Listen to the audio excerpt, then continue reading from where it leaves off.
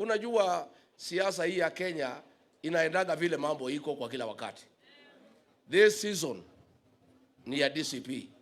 Na kwa hivyo wale officials wa Jubilee mumesikiza ground, kwa sababu kiongozi bila wafuasi si kiongozi.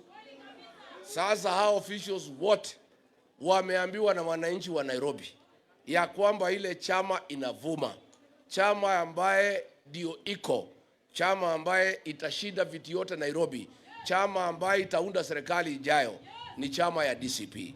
Kwa hivyo wale wana Jubilee wote wamekuja, karibuni. Na sisi hatuna shida na mtu yeyote. Sisi tumekubaliana vyama vyote vya upinzani mahali ya tushindani ni kiti ya rais peke yake. Hizi viti vingine ni kinyang'anyiro. Na unajua siasa hapana harusi hapana kanisa. Si ndio? Si ni kinyang'anyiro. Wanaume waonane. Kwa sababu pale Olokalau kulikuwa na vyama vya upinzani pale ndani. Tukamenyana. Na DCP ikapata ushindi kubwa karibu 87%. Nilisikia viongozi wengine wakisema ati kulikuwa na mpango ati tuachie vyama zingine. Hiyo ni uongo.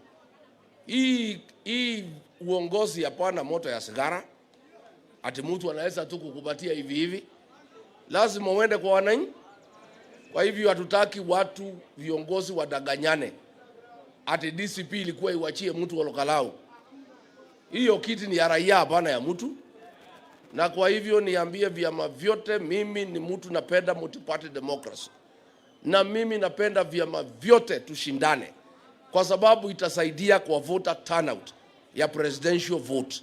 Mimi nataka niseme hatutaki mambo ya zoning. Kila chama iweke candidate pahali inasikia iko na umaarufu. Sisi kama DCP tuko na umaarufu kote katika Jamhuri ya Kenya. Na tutakuwa na candidate